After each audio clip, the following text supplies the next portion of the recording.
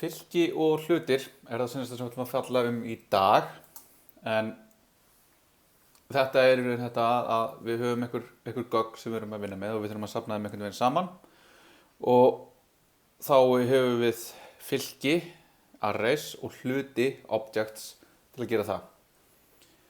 Byrjum að fara yfir fylkin, en fylki leyfa okkur að safna hlutum í raðaða lista. Þannig að við búum til array með því að nota bracket, opnast bracket og lokast bracket, og þar með erum við búin að skilgreina eitthvað sé fylki. Þannig að svona segjum við að list sé tóma fylkið, og síðan getum við nálgast það sem innan fylkisins með bracket notation, og það þá zero index inn í fylkið. Þannig að ef við segjum eitthvað breyta sem fylki, bracket opnast, tala, bracket lokast, þá talan að vísa í indexin. Þannig að þetta vísar í fyrsta stakið sem með index 0, array 1 í annan stak í index 1 og svo framvegis. Þannig að þetta eru 0 indexaðir arrayar. Síðan getum við spurt fylki hvað stærsti indexin, og það oftast vísar það til fjölda staka í fylkinu, en það getur líka bara vísað í stærsta indexis, af því að það skilur okkur fjölda staka frá 0 og til stærsta index. En eins og við sjáum hérna, eða nánar til ekki hérna, þá erum við að skilgreina list sem const, og þá spurningin ef við skilgreinum array svona, getum við þá nokkuð breytt í. En ef við rifjum upp hvað const sagði, þá segir const að bannar endurskilgreininguna á grunngildinu. Þannig að við megum ekki breyta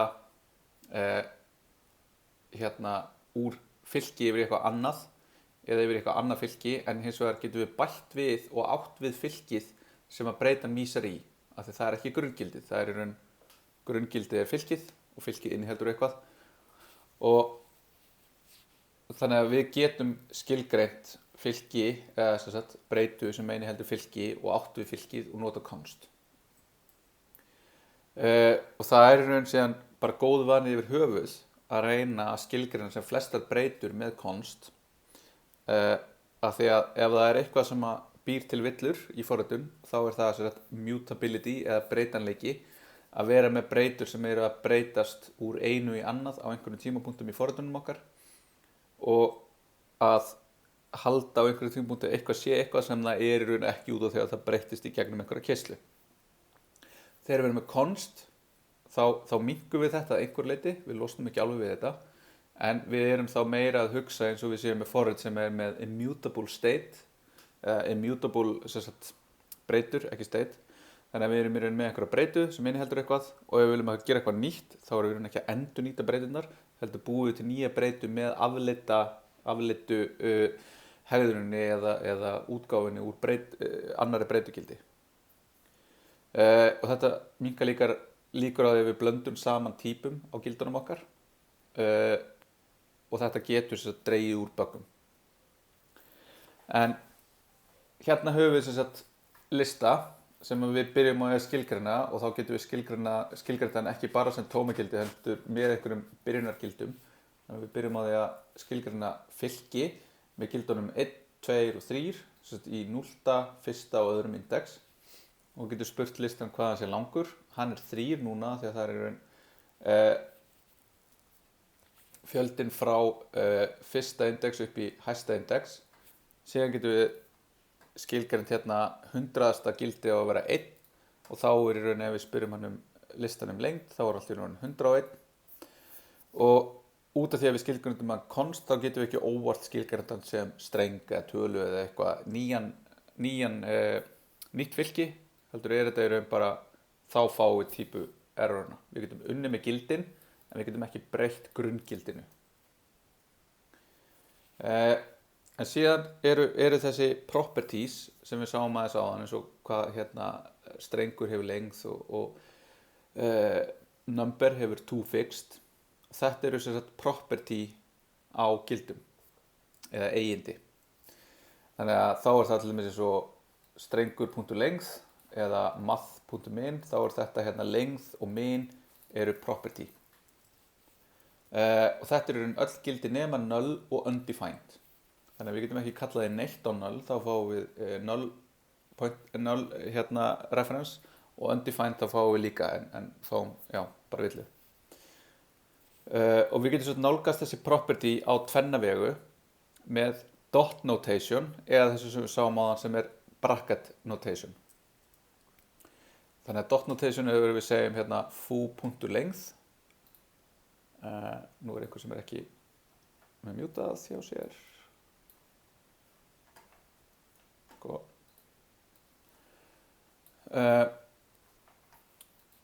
Dot notation við segjum svo punktur eitthvað og bracket notation við notum bracket til að vísa inn í annarkvort fylki eða inn í hlutin með annarkvort index eða lyklinum í hlutnum.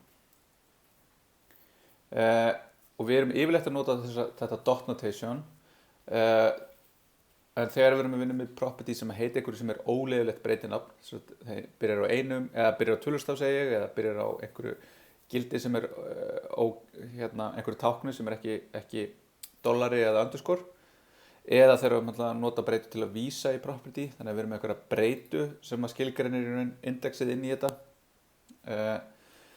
Og ef við erum með ef þetta gildi sem ekki fall, þá kallum við þetta property, en ef þetta fall, þá þetta yfirleitt kallað method. Þannig að þegar við erum með streng, þá erum við með á strengnum til dæmis fallið to uppercase og þá kallum við þetta method á strengnum.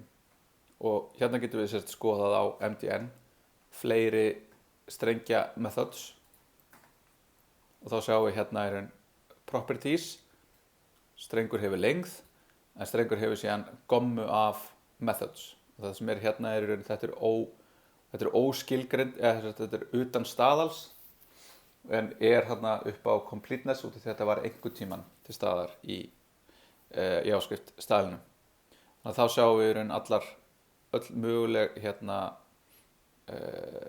föll á strengjum eins og hérna methodið starts with og það segir okkur hvort að strengur byrji á einhverjum stöfum og skilur þá true, annars false. Þannig að þá getum við nota hérna console log starts with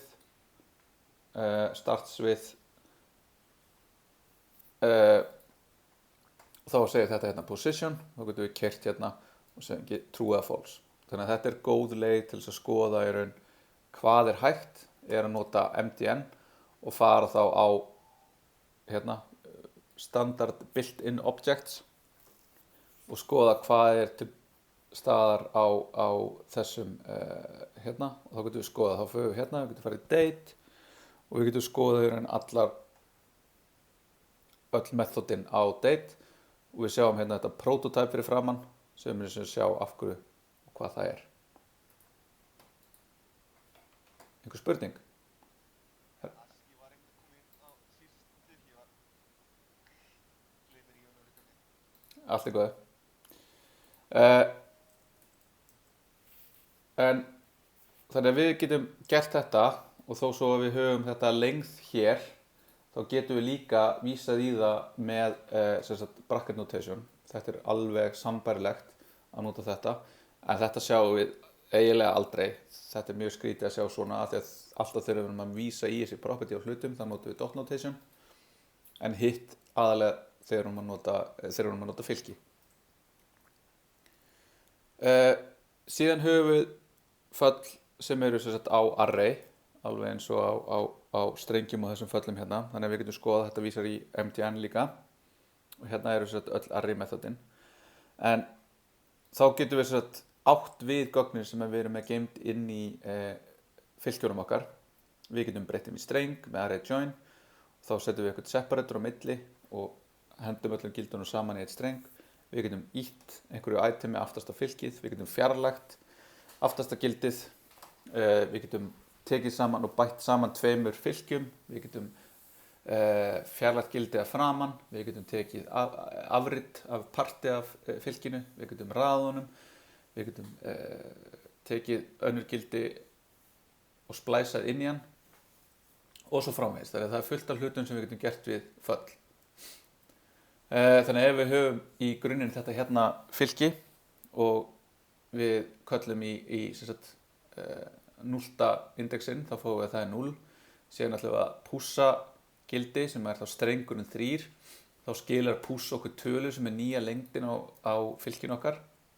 Síðan getum við gert list join, þá notum við hennar hérna separator, þá er hann settur á milli allra staka.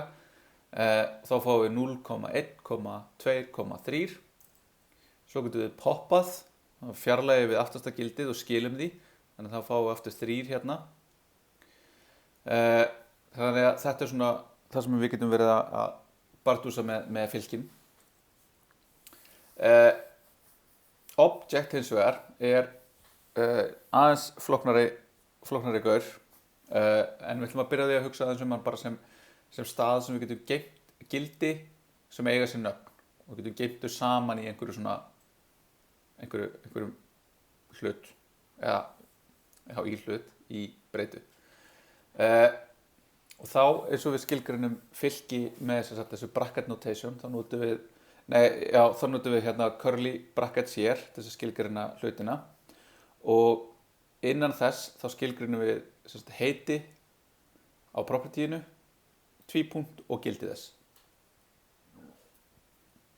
Og ef heiti er óleyfilegt þá skilgreinum við það sem streng, annars getum við haft það bert án strengs. Og gildi eru síðan öll leyfileg gildi.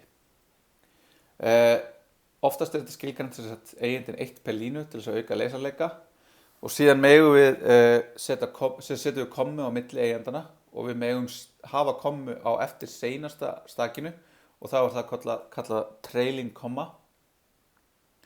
Og síðan er þetta sama og ef við erum að vísa í breytu sem er ekki til, ef við vísum í eigindi sem er ekki skilgreint á hlutnum, þá fáum við undefined sem gildi á honum.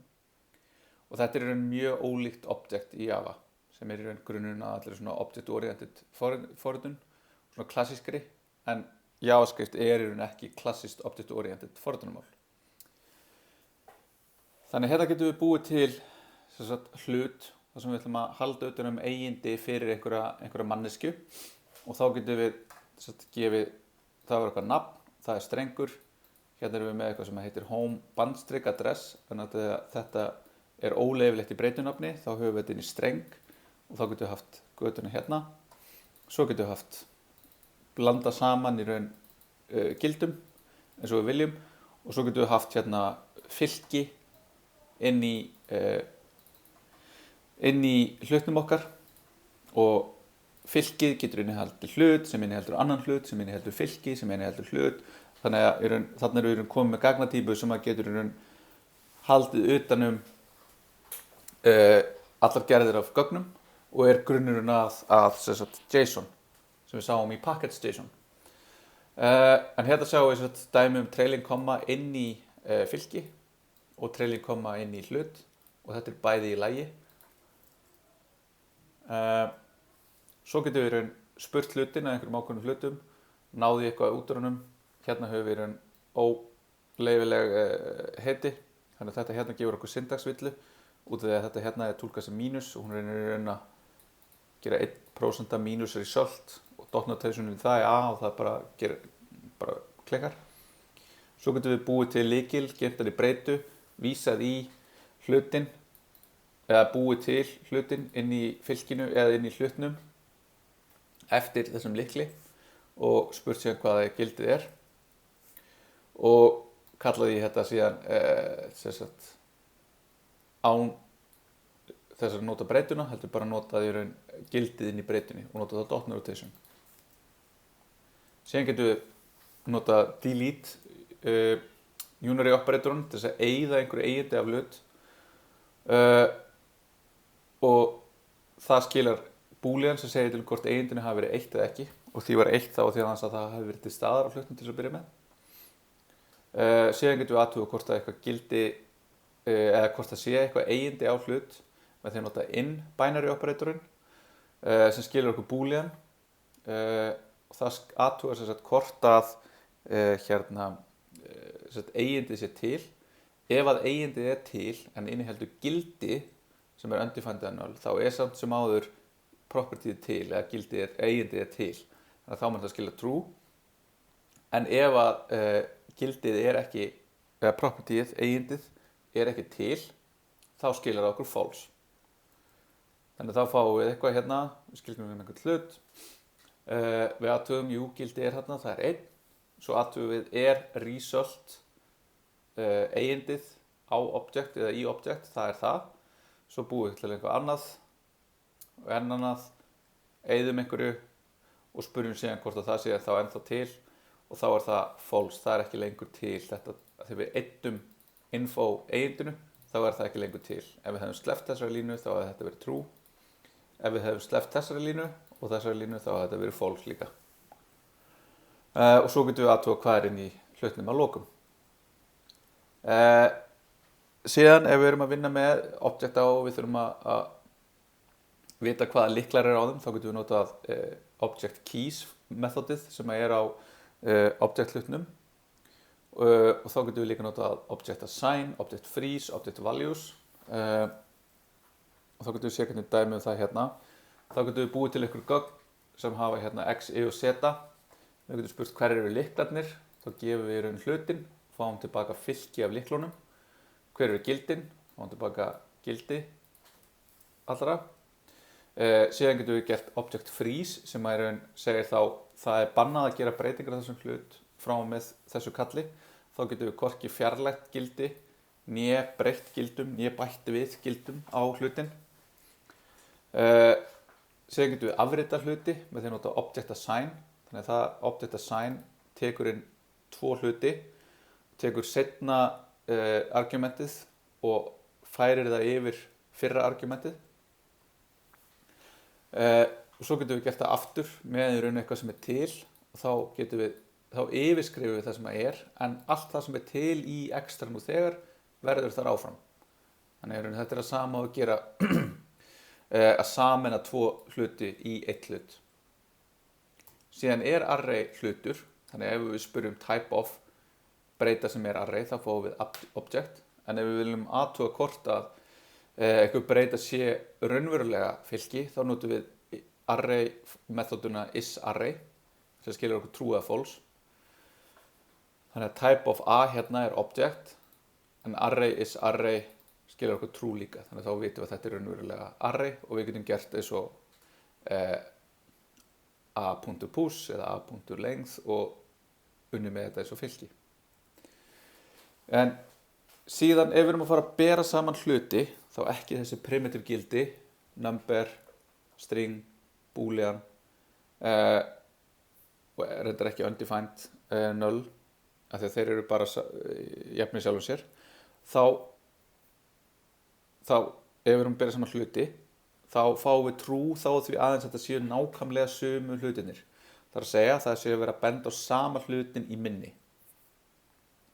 En að athuga hvort að 2 hlutir líti eins út í raun óháð því hvort þið séu sitt hvoru megin eða í sitt hvoru minnisgeymslunni, þá þyrftum við eitthvað sem að kallast deep comparison, þar sem í raun öll gildi eru borin saman, en það er í raun ekki hvernig comparison fer fram í áskrift, heldur er þetta shallow comparison, þess að aðeins borin saman primitive gildin. Þannig að ef við erum með object sem er hérna með lykilinn a sem er með gildið 1 og við ætlum að bera hann saman við annan object sem er nákvæmlega eins, þá munir þeir aldrei verða þeir sömu. Af því að þetta hér mun búið til nýtt svæði í minni og það er ekki sama minni og þetta hér, þannig að þetta hérna verður false. Hins vegar ef við tökum þennan hlut og afritum hann yfir í aðra breytu, þá eru þetta sömu hlutinir, af því að þeir renna báðir frá þessu hérna gildi sem var sett einhverstaðar í minni.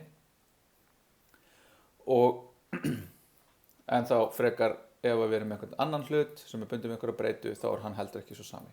Þetta er aðeins ef að þetta vísar í nákvæmlega sama hlutin, þá er það sama gildið. Og sama gildir fylki. Síðan þegar við erum að ídra í gegnum fylki, þá höfum við aðgang að for-lykkjum sem við getum notað og þá getum við líka notað aðrar típur af for-lykkjum sem eru for-off-lykkjur og for-in-lykkjur. Þannig að þegar við notum for-lykkjur bara þess að klassískur, þá ýtrum við í gegnum indexin og við ýtrum í gegnum indexin svo lengi sem indexin í raun minni en lengdin og við stækkum indexin fyrir hverja ýtrun.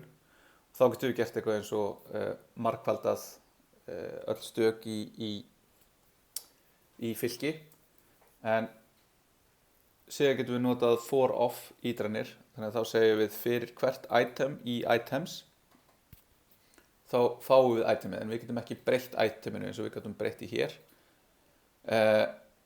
Þannig að hérna fáum við hvert stak í hverri ítrun hérna. Þannig að hver ítrun gefur okkur eitt stak og svo næsta gefur okkur næsta stak og svo framvegis.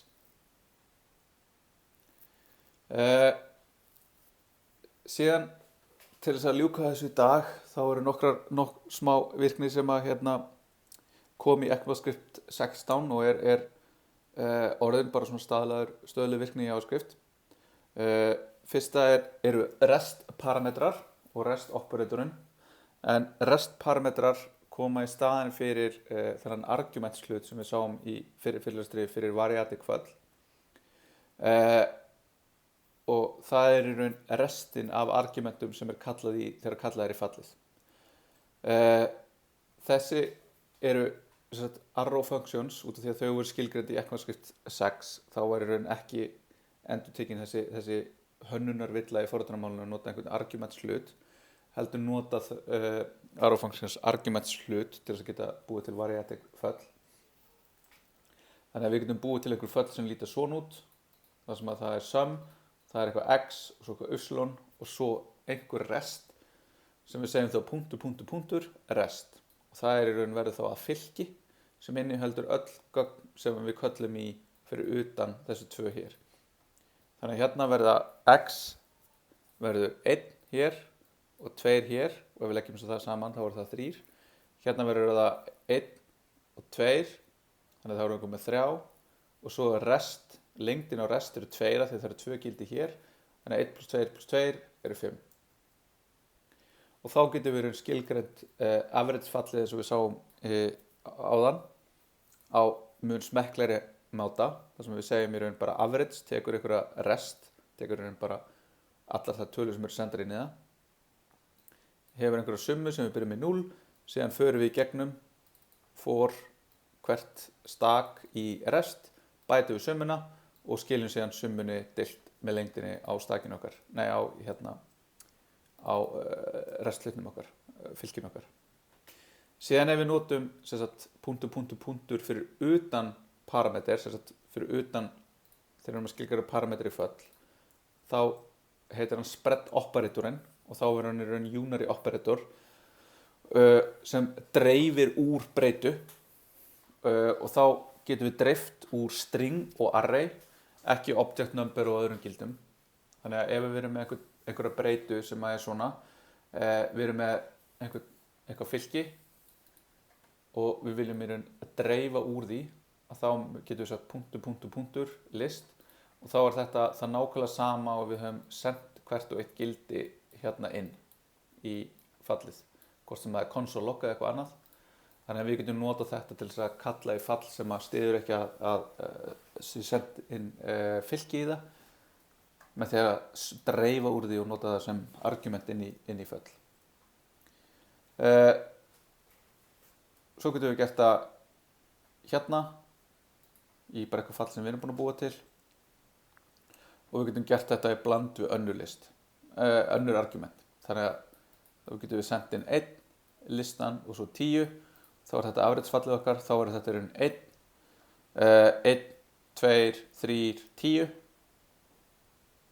þessi hérna listi, og þá fáum við meðaltalið úr honum. Svo getum við afrita fylki yfir í önnur fylki með því að spretta fylki inn í fylki. Og þetta eru æfingar sem þetta getur farið að líta flókið út svona þegar það fara að blanda þessu mörgu saman, en í grunninn vel skilgreind. Síðan að lokum það destructuring, þar sem við getum fengið breytur út úr fylkjum og hlutum og getum skilgreint sjálfgefin gildi. Þannig að þá erum við með eitthvað fylki og við viljum grípa breyturnar út úr þessu fylki, þannig að við viljum í raun segja út úr þessu array hér, þessu fylki, þá vil ég fá fyrsta stakið inn í breytuna A, næsta stak skiptir mikið máli, en þriðja stakið vil ég fá inn í breytuna B og sama með object, þannig að þetta hérna er þá destructuring operator í skilgreiningu og breytu fyrir fylki og þetta hérna fyrir object. Þannig að hérna tekur það data út úr object og býr til breytu, x og result. Þannig að þetta verður þá í raun breytu sem er til staðar. Við báðum x hérna, x er óskilgreind á þessum hlut, þannig að það verður óskilgreind breyta. Já, svo var þetta hérna sömuleitt sama ef við erum með hlut og lykillinn okkar á að heita það sama og gildi á breytu, þá þurfum við ekki, þetta er það sama hér og svo er þetta hérna svona aðeins flóknari leið til að búa til eigindi út frá segð, en ekki meir það. Ég held ég var að vera búinn, það er eitthvað aðeins meir eftir hérna. Já, við getum sett skilgreint föll á hlutum svona, í staðan fyrir að segja sum, tvípunktur, xi, fat arrow, þetta, eða function xi hérna. Þá erum við búin. Þannig að ég næ ekki að fara yfir Figma núna, en ég tek upp í kvöld eða á morgun yfirlitsmynd yfir það og síðan á morgun klukkan 16:30 þá verði með skrifstofutíma, þannig að þá getið ég kíkt á mig ef það er eitthvað sem að þið þurfið aðstoð við. Annars er það bara dæmatímar seinna í vikunni, gott að mæti í þá til þess að fá aðstoð við að byrja hópverkefnið og hérna fá aðstoð við að komast á stað, en annars segi ég bara takk í dag.